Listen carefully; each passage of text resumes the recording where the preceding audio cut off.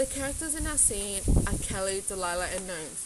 We're playing the part of three jealous and evil girls that are sick of being mistreated and feeling hated from the head cheerleader. The head cheerleader, known as Zan, has been in that position for the last 4 years and has been using the same moves ever since she became the cheer captain. She is so stuck up in everything she does and feels that Delilah, Kelly, and Gnomes are trying to take her spot and bring her down. We have 4 scenes. The first scene are cheerleaders practicing their cheer for nationals and then talking behind Zan's back, saying that the cheer moves suck and that she won't change it until she wins. They then speak about how much hatred they have towards her, the way she treats them, and they start planning to hurt her.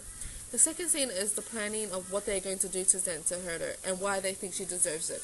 The third scene is just based on how they're going to convince the whole team to go against Zan. The last and foremost, the characters in our scene are Gnomes, Kelly, and Delilah. We're playing the part of 3 jealous and evil girls that are sick of being mistreated and feeling hated from the head cheerleader. The head cheerleader, known as Zan, has been in that position for the last 4 years, has been using the same moves ever since she became the cheer captain. She is so stuck up in everything she does and feels that Gnomes, Kelly, and Delilah are trying to take her spot and bring her down. We have 4 scenes. The first scene was the 3 cheerleaders practicing their cheer for the nationals competition, then talking behind Zan's back, saying that the cheer moves they have been using for the last 4 years suck and how she won't be willing to change them until she wins.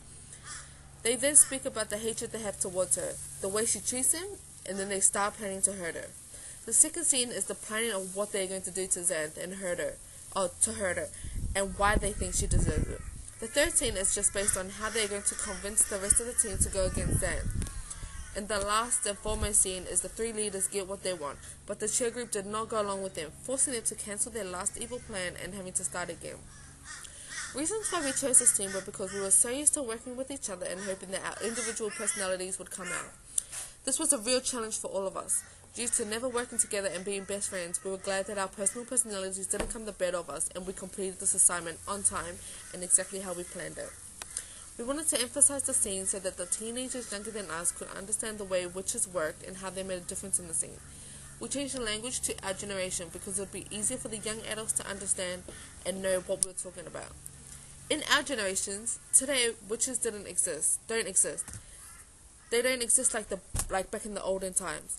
We hardly ever see witches around the streets acting weird and casting spells on people, telling them their future. So therefore, it is modernized so that younger children will understand the point on why we chose the scene and the importance of the witches in the movie. We have faced a lot of challenges through this English assignment.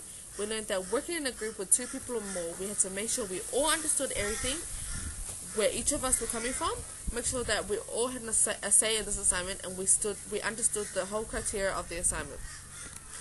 We set our scenes in different places. We had the 4 scenes we had to act out, and we had made sure that the location we performed our scene at, had something to do with the script and what we were about to say. We made sure that each scene was recorded in an appropriate environment and it was leading to the subject of what we were talking about. The 3 witches had values and beliefs that everything was going to go planned. They come to a point where they had planned everything out and have huge hopes that it will all come to plan. The first 3 prophecies that were given to Macbeth from the witches came true. Then the witches predicted that if they give him another set of prophecies, that they were hoping that it would come true. After the first prophecies becoming true, Macbeth then decided that, wow, these witches are for real, so therefore he went back for another set of prophecies. The last set of 3 prophecies were, Macbeth shall never be defeated, no one born from a woman shall hurt Macbeth, and beware of Macduff.